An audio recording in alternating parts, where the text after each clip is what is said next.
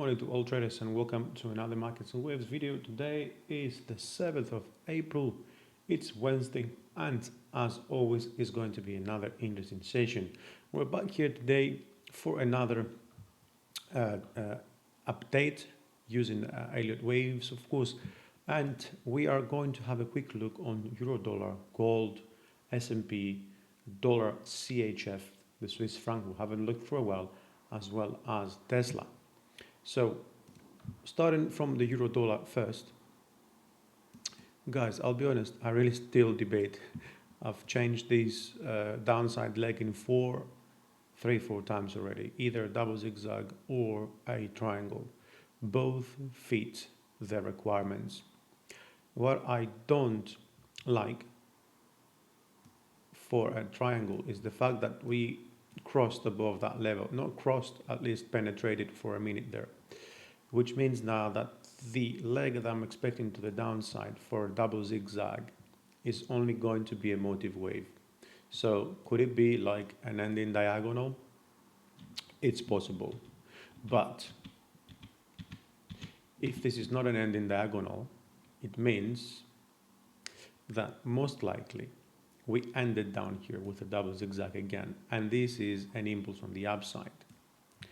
But as you remember, I don't like this for a leading diagonal, first of all, because its structure, it's a bit off.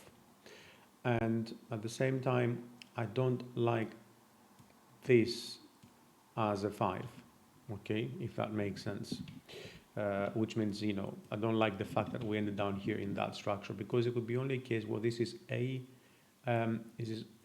1, 2, and then you've got 3, 4, and 5, and that makes waves 2 and 4 pretty similar. But it could still be the case. So we've got 3 different possibilities here. Yeah, ending diagonal, W, X, and Y. We'll go one leg down. The second is that this is we ended down here, and this is 1, 2, 3, 4, and 5, and we're moving up impulsively with a leading diagonal. Yeah, and the third scenario is that this was a triangle indeed, and we still ended down here with the ABC, as similarly that we ended on the with the W, X, and Y, and this is an impulse again on the upside with a leading diagonal in wave 1.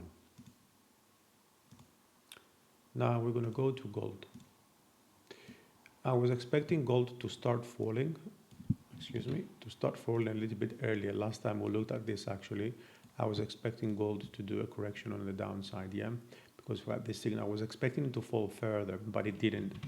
And now it did another wave up, and that wave up looks like an ending diagonal to me, okay, because it's corrective. So that means now probably most likely, as this will go a second signal on the MACD on the RSI, we're going to see the actual correction in wave 2. And that could take us anywhere between 1720 and 1703. Perhaps though we can even end higher, but usually we would like to see that previous wave 4 being reached for a double bottom over here. So 1720 is a very good level for me to start considering going long over here for gold. Yeah, don't forget the other scenario would be, as we've talked about quite a few times, that this is an A, B, and a C over here. So wave 4 would be over here, and then we'll move all the way down. So this is really going to be validated for the longer time once we break above the 1757 for me, okay? Now let's go on S&P. S&P is moving exactly as we expected. Do not forget that we are in the last impulse move on the upside. This is a 1, 2, 3, 4, and 5, yeah. And then we've got a wave 2 here and like a running flat. And we started 1 and 2 in the minor decay, which means now we are in the midst of minor wave 3. And this minor wave 3 can go to around 43.36. This is, guys, the 100 Fibonacci extension of waves 1 and 2. And if you want a closer look as well, we can pull the Fibonacci in the shorter term and draw the 1618, you see, which is going around the 42.91. Now you might say we might end anywhere below that. Yes, we might, but then we need to really think that, you know, wave 5 needs to end, and perhaps I can add that here. wave 5 needs to end above the 43.36, yeah, up needs to, so it could potentially even go up to let's have a quick look. 16, the one, it's over here, can literally go up to like 47.33, sorry, yeah, but I think that is not going to be the case, to be honest. So I'll be looking at wave 3 to end around at 43.35, yeah. Then we're going to get wave 4 for a correction down, and then last wave 5 for intermediate wave 3 that I think is going to be above the 4400s, yeah. And then wave 5 anywhere between 45.81 and 46.37. Let's go on dollar against the Swiss franc now. We haven't looked at this for a while, guys, yeah, but it was a very good opportunity here, and I thought it might be a good opportunity to go and have a quick look. So over here we turned on the upside. This is wave 1 and 2. Internally we've got a minor structure as well that ended up here. Okay, looks like at least it's ended because we moved now correctly on the downside. To me, this suggests we're going down for wave 4, yeah, and we're gonna have another wave 5, and this is only going to be primary wave 1. So then we'll get 2, 3, 4, and 5. So you can see the potential for upsides here is pretty big, in my opinion. Right now, the other scenario, of course, would be that we're still correcting, and this is going to be some sort of ABC over here, yeah. So we've gone 3, 4, 5, and this is, you know, 1, 2, 3, 4, 5. Then we're going to get 2, 3, 4, and 5. So we are looking for a reversal instead.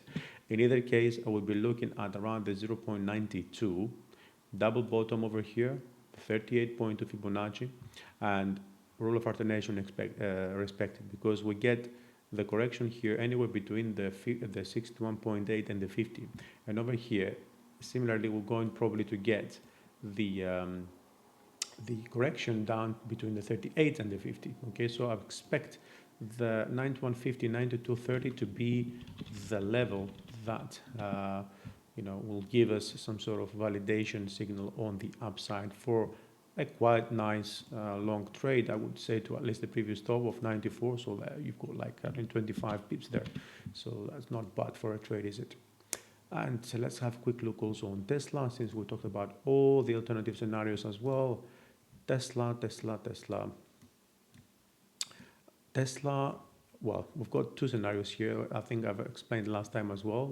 Nothing changed since last time, apart the fact that this might be looking quite impulsive. So the one is that 1, 2, 3, 4, 5. This is A. We'll go to B, and we're gonna get C. You know, and then we're gonna move all the way up. The other scenario is that we've got 1, 2, 3, 4, 5. We're gonna get A, B, and a C ending higher. Perhaps we're going to go down to the 764 because we did the 50 Fibonacci and we're still moving up, which means the next level to look is the 764, the golden ratio, and then move down for wave C. And the other scenario, guys, is that this is an AB and we're going to get 1, 2, 3, 4, and 5. That is the C, and this ended. So now this is 1, 2, 3, 4, and 5. Then this is like some sort of W, X, and Y. This is a motive wave. And you know, I'm gonna start moving higher.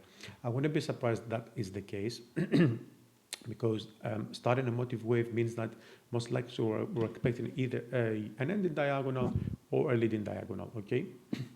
So in case this is wave 1 and this is wave 2, then, and we are looking corrective, yeah, then most likely this is going to be 3, then 4, and then 5 for an ending diagonal, okay? Because we are also in wave 5. So we've got these three scenarios here about Tesla as well. And this is all for the day, guys. I hope you did enjoy the video. If you did, show your appreciation with the like button. And if you have any questions, as always, do not forget that you can leave your comments in our YouTube section and I'll get back to you as soon as I can. Enjoy the trading session, trade safe, and we will speak again tomorrow.